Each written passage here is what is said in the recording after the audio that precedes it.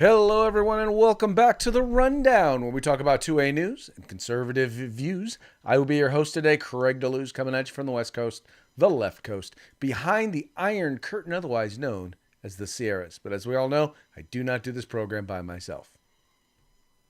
That's right. My name is Mike Piorski, coming to you live from the East Coast.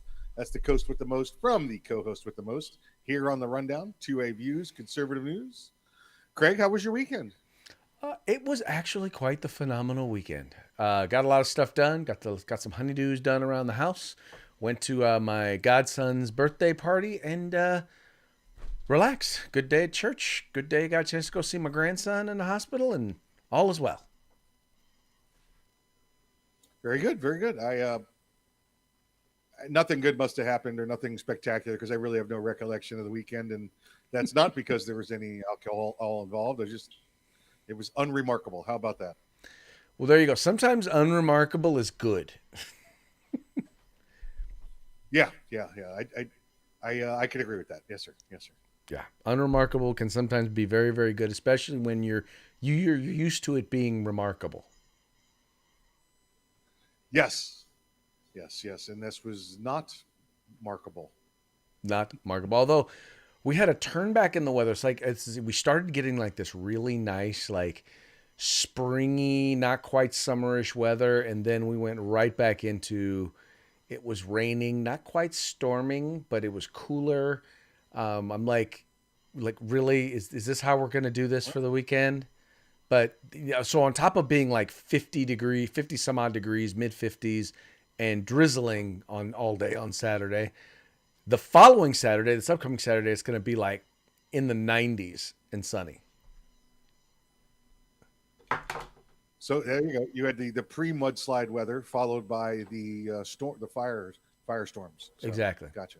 That's how it's going to work. The brownout. There you go. We're going straight into brownout weather. Yeah, there you go. Perfect. All right. Well, before we get started, let's go ahead and give a quick shout out to our sponsors.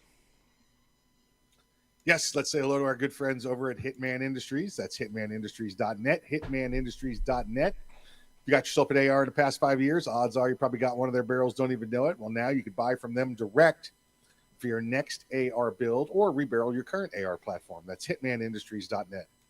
California Republican Assembly fighting the good fight behind enemy lines. Now you could take part in California's future today. Hog holsters, if you want yourself some of the best tactical concealed holsters on the market, go to hawgholsters.com. That's hogholsters.com. Use the discount code The Rundown, all one word, no spaces, all caps. And if you're going to go hiking, hunting, walking around out in the woods, check out our friends at uscombatgear.com for the best in tactical field gear. That's right. These are our sponsors. They bring us to you so that we can bring you to them. So do us a favor, do yourself a favor. Go ahead and visit them. All you got to do is follow the links in the description to this program. Check them out. If you like what you see, spend some money with them and make sure that you tell them it was the guys over at the Rundown that sent you. Also want to make sure that you're letting your friends know that this is the place to be every Monday through Friday, 6 p.m. Eastern, 3 p.m. Pacific, talking about news and commentary and having a good time, quite frankly. You can find us anywhere you get your podcasts if you want to listen to the audio version of the program, or you can watch us on YouTube, Facebook, OpsLens, Spotify, wherever you get your video podcast. We don't care really how you partake. We just care that you partake. So make sure, tell your friends, and enjoy. Good stuff. And with that, we're going to go ahead and get into today's news stories. If you've been following over the weekend, there were actually a couple of incidents that occurred down in Texas.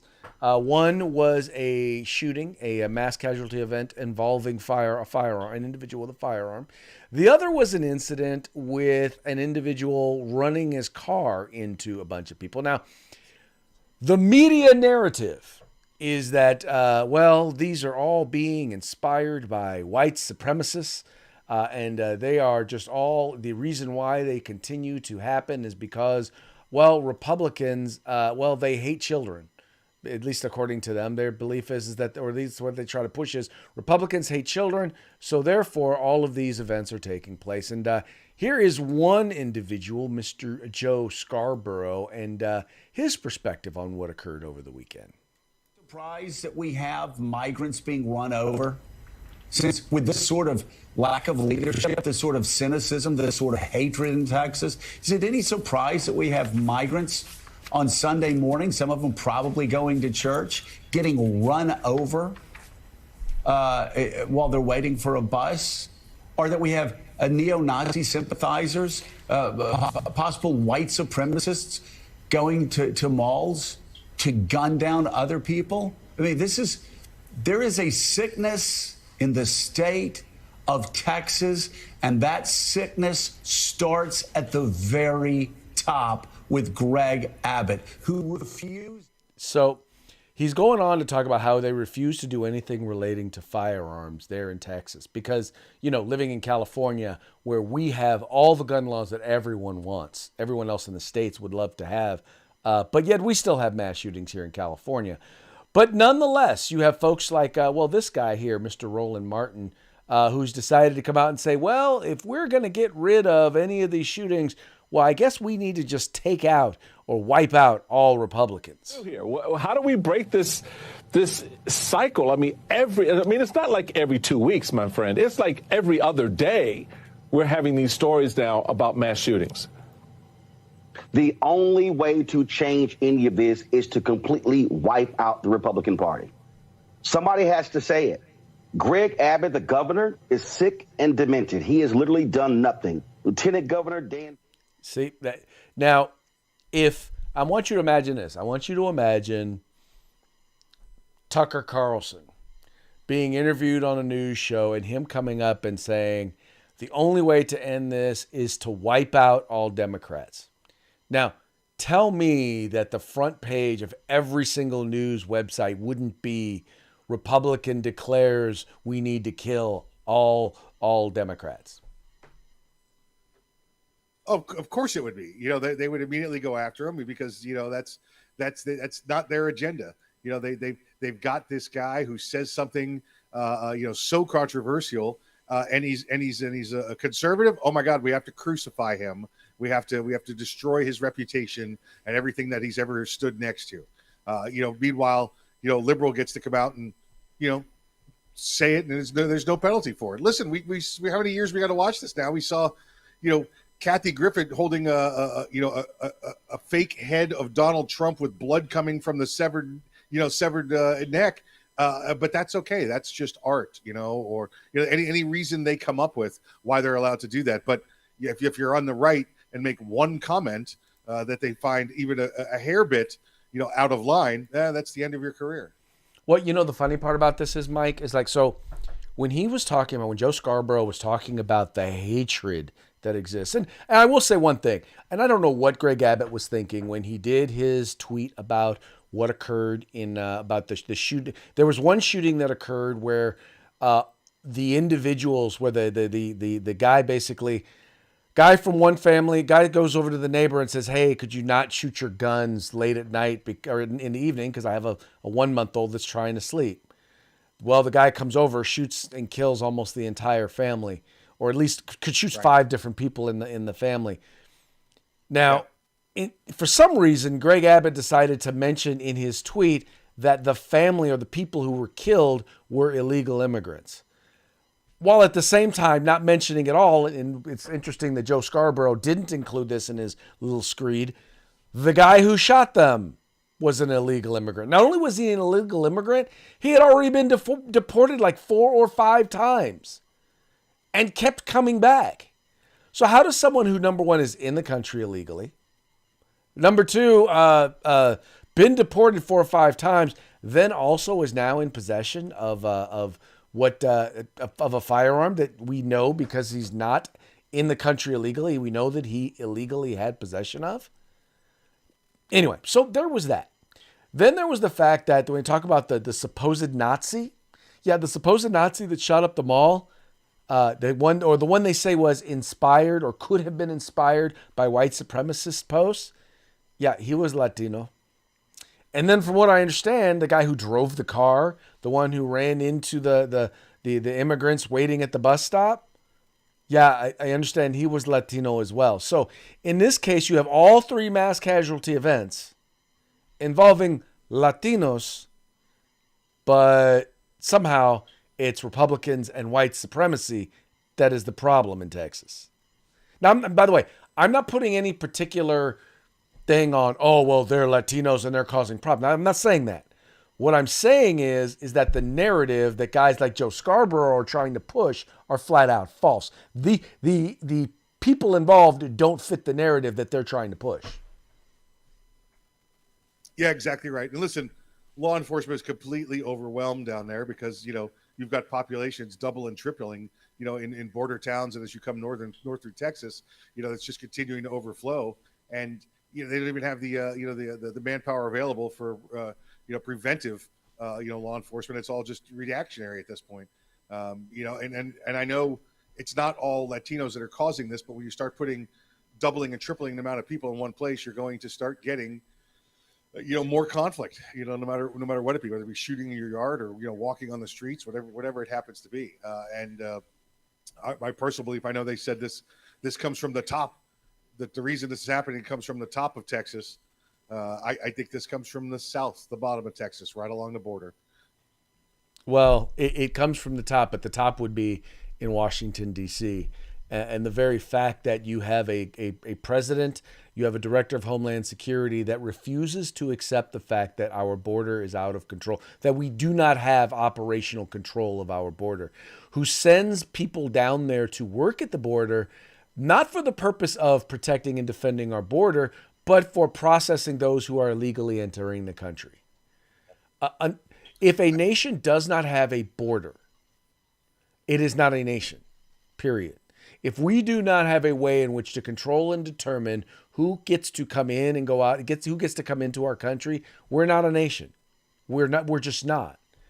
And it is creating a burden, not just mostly right now on border towns and border counties, but it's creating a burden on the entire country because once they're processed, they're able to go anywhere in the country they want. And the places that in particular are bearing the burden after they leave the border, well, it's blue states and blue cities in those states that have deemed themselves to be sanctuary cities, who have offered benefits to people who have entered the country illegally. And what they're realizing now is they don't have the resources to deal with all of them. Well, maybe you should have thought about that before you decided you were going to pass these policies declaring yourself to be a sanctuary for those who entered the country illegally. Well, it was great to say it before when nobody was showing up on your doorstep. And now that they're showing up on the doorstep, they can't do it anymore, a la Martha's Vineyard. Right. Well, folks, policies have consequences. They do. Yep. You don't just get to blanket say something and then be surprised when you are held to account for it. And that's what we have going on here. But the media is going to continue to do what they're doing, which basically means the media is going to continue to lie, much like they're doing when it comes to healthcare for transgendered youth. You guys have seen the stories right and left.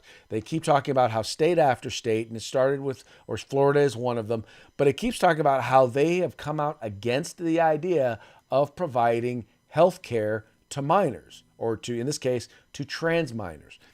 Now, I'm sorry, and I agree with Ron DeSantis on this. Ron DeSantis has come out and he's basically, I appreciate the fact that he is actually out there standing his ground and he's saying, look, it is not health care to cut off the private parts of a child.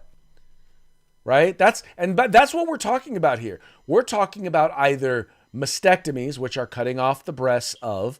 We're talking about castration, which is cutting off the penis and testicles, or chemical castration, which is what we basically do to sex offenders, but now we're giving it to children in the guise of gender affirming care.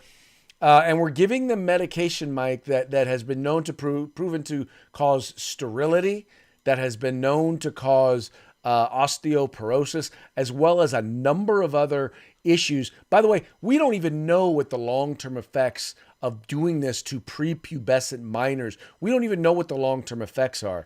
And all he is saying is, all Ron DeSantis and all these states that are restricting this care are saying, yeah, we should not be experimenting on minors like this. Yeah, Captain Florida again, right? Showing up and saying, no, no, no, we're not doing this. This is not something we're taking part in here. It's unproven science, right? It's not just something that has been around for 100 years. We know exactly what's going to happen. Here's new stuff, and they're trying to do it to children, force it on our minors, bring it to them in their schools without their parents' consent. Not in Florida, buddy. Governor DeSantis, Captain Florida here, has said not going to happen here. You know what's funny is, and I've done this whether it's talking about the books or I'm talking about this stuff. Whenever I get a chance to actually conversate with folks on the other side of the aisle, with Democrats, I almost to a person, they 100% agree with me on this. They're like, okay, yeah, that doesn't make sense. They're not hearing what you and I are talking about. Now, once again, what they're hearing is, oh, well, they want to ban books. No, they're not banning books. They're saying that certain books that include pornography should not be made available at our children's schools. And they're like, well, but that's not pornography. And then I share the link with them to the pages of the book. All you got to do is go look at the book, Gender Queer, look it up, look for the photos, and you will see it is pornography, right? I'm sorry, it is. It should not be available to our kids in our kids' schools. I'm sorry, it's not. When I did the show on it, I made sure not to include the images because I was like, I know we'll get flagged by YouTube, and we can't afford to get flagged. I know we'll get flagged. So if I'm worried about getting flagged on YouTube for it, don't you think that maybe it shouldn't be in our kids' schools? Yeah, I think so. But you know what? We care. It's not all about hate for us. We actually care about what our students' future looks like. Right. And you know what? If that's the sort of book that you want for your children, then you get it and you let your child read it, right? But when it comes to doing something that will permanently alter their body, I mean, come on, you cannot tell me that you start pumping a prepubescent teen with a bunch of drugs that is meant to stop their maturity. I'd like to see the science that says that is safe, because we already know that the long-term use, based on what we've seen medically with sex offenders, we already know that it causes problems. So how much more dangerous is it to children? Because we also, by the way, we do know it causes sterility. Not always, but a lot of the time. So what happens if a young person decides, you know what, maybe I do want to be a parent? Well, you've kind of given that away. How are you going to explain that to them when they are in their 20s and 30s and decide, maybe I wasn't quite as confused about my gender or maybe I didn't believe that I was supposed to transition to the other gender. By the way, great movie. You got to see it. What is a Woman? It talks a lot about a lot of this stuff. It's by, was it Matt Walsh? But great documentary if you get a chance to watch it. Yeah. Anyway, so Ron DeSantis, hats off to you, my friend. Hats off to you. All right, moving on to our next story. Bribery allegations date back to 2018. Now, let me go ahead and read this article here from Breitbart for you. It says bribery allegations were brought to the Justice Department by a whistleblower in 2018 against President Joe Biden, but the allegations were ignored, a former federal prosecutor revealed Sunday. The 2018 whistleblower is a separate case from Wednesday's allegations made by Public House Oversight Committee Chair James Comer, who subpoenaed the FBI for the base records on the whistleblower's claims, alleging a criminal scheme involving then Vice President Joe Biden. The second allegation of bribery against Joe Biden involves Hunter Biden's board membership in Burisma, a Ukrainian energy company. The New York Post reported, I'll read this. Bud Cummins, a former federal prosecutor, first reported the bribery allegations to the New York Post, to then New York U.S. Attorney Jeff Berman on October 4th, 2018, in an email claiming he had evidence that Joe Biden had exercised influence to protect his son's Ukrainian employer in exchange for payments to Hunter Biden, Devin Archer, and Joe Biden. Now, are we surprised that then Vice President Joe Biden, are we really surprised that he went out of his way, or that he may have gone out of his way and used his influence to protect his son and his son's employers? First, Craig, I'm kind of surprised that this has popped back up. I thought the Hunter Biden link to the Ukraine was dead, especially after the Ukraine Russian conflict started over a year ago. I thought for sure this was over with. You and I, we'll poke and jab at it every once in a while, his link to it, but it doesn't seem to pop up. It's the allegations are back, Greg, but how far do you think they're going to get? Do you think this is really going to get anywhere? I think this is just one of those things where it must have been a slow news cycle, or maybe there was some news on the laptop and they decided to bring this back up instead. Well, I think they're bringing it back up because they're trying to say that, look, so much of this stuff that we know is happening. What's happening is the Biden laptop, as more and more people are tying things together, you're starting to see that some of these allegations that were made actually have some foundation to them. Now, they're not just broad allegations made by general people. And by the way, it's not just Hunter Biden. I mean, here's a question I think that a lot of people have raised. How is it that someone who goes into office, I mean, he went into public office, he made he didn't make that much money while he was there. How did him and his family become multi-millionaires simply by him being a senator? Well, it came by selling access. Now, the question is did that access result in policy? And that's the real question. First of all, if it was used to buy access, then the people need to know. They need to know if the seats of the power of government, if it's for sale. And then number two, they also need to know is it affecting policy? And there used to be a time when the three-lettered agency, the alphabet soup of agencies, actually existed supposedly for the idea of protecting us when individuals in leadership or individuals within our country stepped out and caused this sort of harm and endangered our way of life. Now their job seems to be to cover it up and protect them. Yeah, it's funny to sit back and watch it, Craig. You watch them, just all of these allegations against them go away, and just got to keep hoping and praying that they come back up, and that there's people insisting on it. And we just got to, like we talked about the other day, what did we say? It's not conspiracy theories, it's spoiler alerts. We just got to keep reminding people that these storylines are out there, and we need to go back to them and revisit them to make sure they actually get addressed. And by the way, here's one that I'll tell you. If you want to wonder, if you have any question that some of this stuff just flat out just does not make sense, why is it that the detailed files and whatnot on the Kennedy assassination still are mostly classified? I want you to think about that. Here we are, what is it? What are we, like 70 years later? No, 50 years later, 60 years later, and we're still wondering what actually happened. Now, if it was just one guy in a book depository, you would think they'd be like, well, here's all the info. It's not necessarily evidence of anything, but I'll tell you what it is. It's evidence that there's something hinky going on.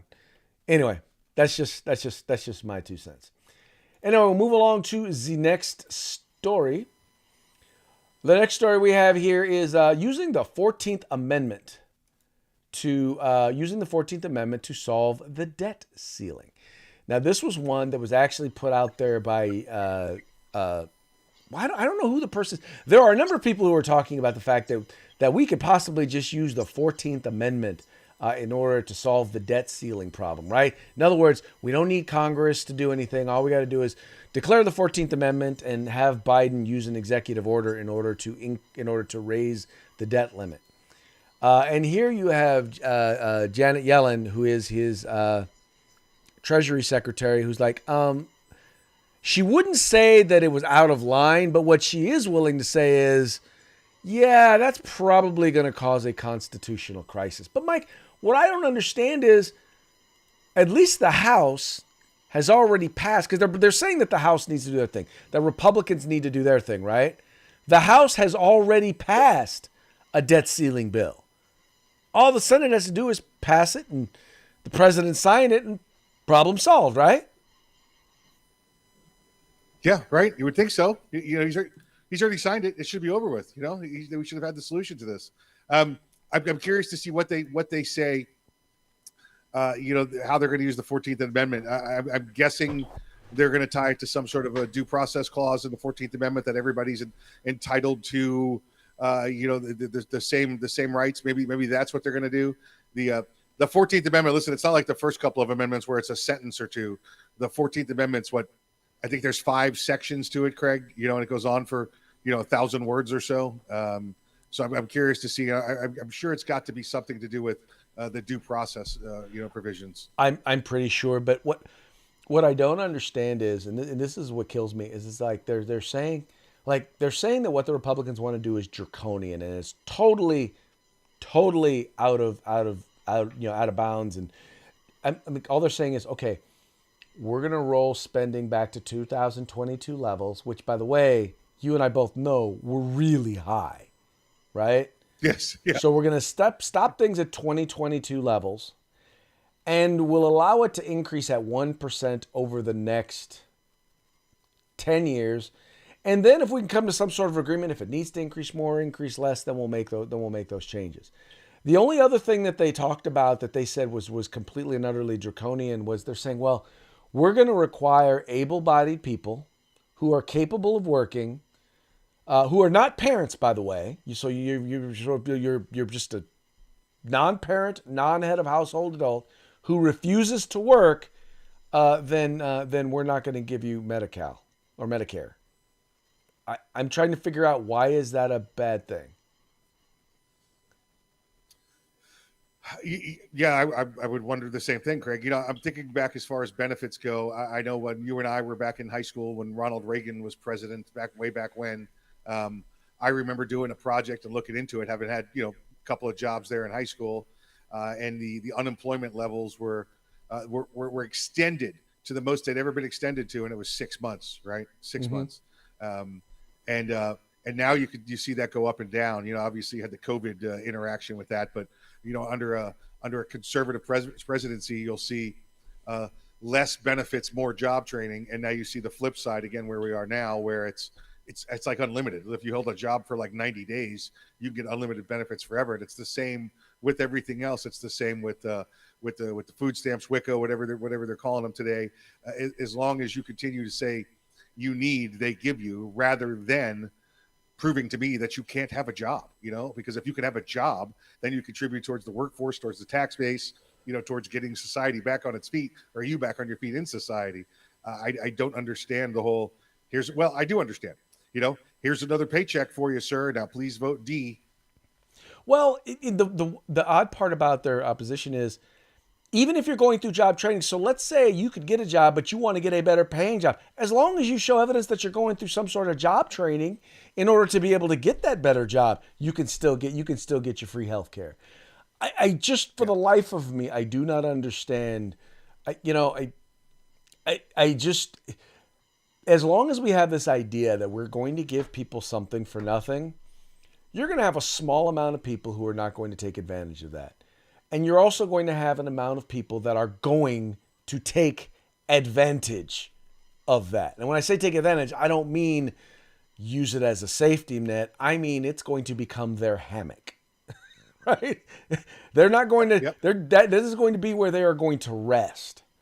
And we cannot thrive as a society if we are not trying to provide incentives for people to go out, to conquer the world, to be successful, to make money, to better themselves, to provide for themselves and their family. If we're not providing an incentive for people to do that, there's a whole bunch of people out there, I hate to say this, that they're going to do the bare minimum in order to get the bare minimum. That's right. That's how it works. All right. Well, on that note, we are now moving on to our parting shots. Our parting shots are brought to you by Hog Holsters. If you want to get your Hog Holster, go to hogholster.com. Use the discount code The Rundown. It's all caps, no spaces, just like it is right up there. But it's all caps, no spaces. Get your Hog Holster today. All right, let's go into our first one. This one I love because, well, this is pretty much, where we're at right now. A lot of people don't realize that, they complain. But here you've got a guy who looks to be drowning, and he's got a T-shirt on that says "Anybody but Trump," right? And then you've got Trump standing there, and he's got a life preserver, and it says Trump policies. And then you've got Biden standing there holding an anvil with a rope tied to it that says Biden policies. And then the guy that says anybody but Trump says, "President Biden, help." And Biden says, "I got you." Yep, it's so true. It's so true. You know what I love? You know, it was even funnier to me, and I just noticed it. Do you see the teleprompter in the background with the little Obama logo on it? Yep. Yeah, and do you see what's next to Joe Biden? You got a little cup full of tapioca pudding. Is that what that is? I was wondering what that was. Yeah, and then next to President Trump, you've got a white dove of peace. Oh, okay. I thought that was a seagull. Okay, it can also be a seagull. It could also be a seagull. It could also be a seagull. All right. This next one comes to us from the Young Americans for Freedom, but it's watching a guy obliterate the argument of many abortion activists who want to declare it's not really a child and woman's body, woman's choice. Check it out.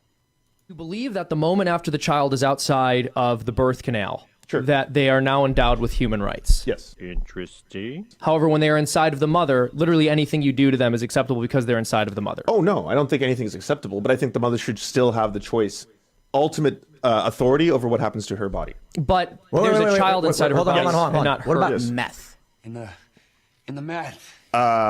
Like, should she be allowed to do meth? Yeah. Good question. I think if someone is doing meth while they're pregnant, that it is completely acceptable for something like, I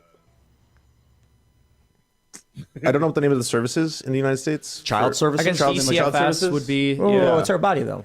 You've used my logic against me. Yeah, it's her body. If she wants to do meth, what's the big deal? The big deal is that she's intentionally trying to kill a child. Congratulations. You played yourself.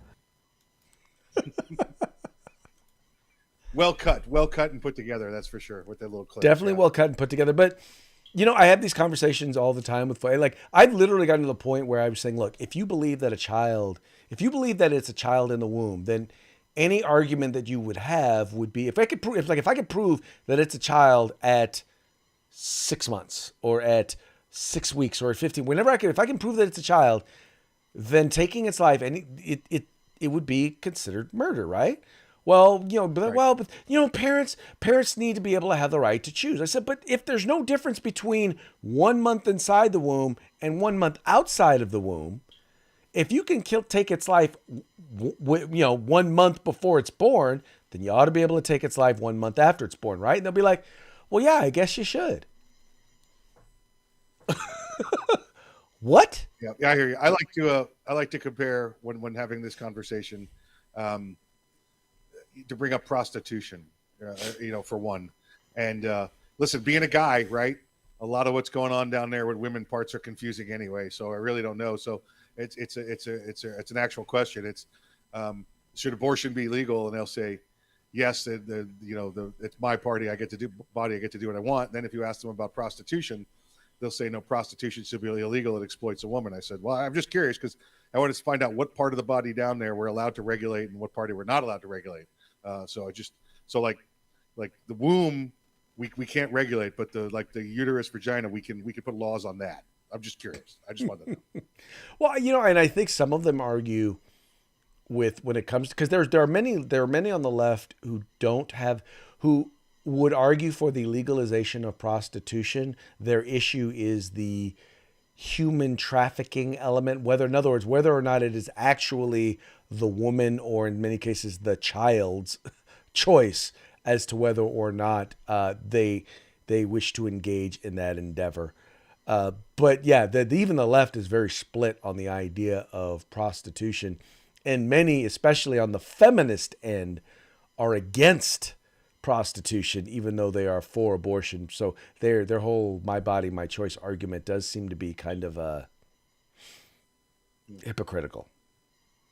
Vaccines. Vaccines. There you go. For those of you who do not recall, that an icon has died last week, and unfortunately, we had not paid proper homage to Jerry Springer.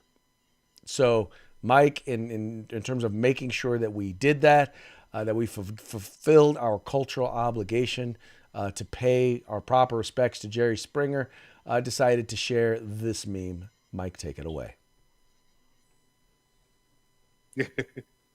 It says, me honoring Jerry Springer the way he would have wanted. And there's Jerry's, looks like viewing, or, he's up on the pedestal there at the church. And then the next scene is just a brawl up on stage, a brawl. So that's it.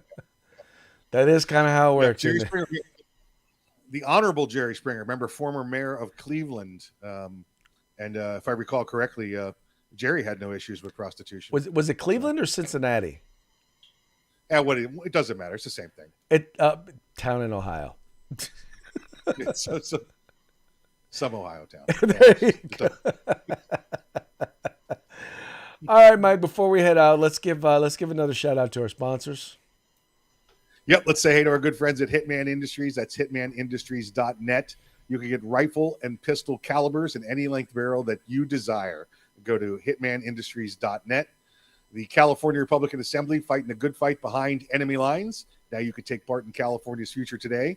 And if you want the awesomest, the bestest, the most greatest field gear, tactical gear, hunting gear you can find, go to uscombatgear.com. Folks, thank you so much for tuning in. Thank you for visiting our sponsors, and also thank you for telling them that we're the ones that sent you. Anyway, thank you for tuning in. We very much appreciate every opportunity. Tomorrow is episode 500. 100. That's right. This is number 499. We've been doing this for a little bit, and we very much enjoy all of your support. So tune in tomorrow. We're going to have a good time. We hope that you'll join us.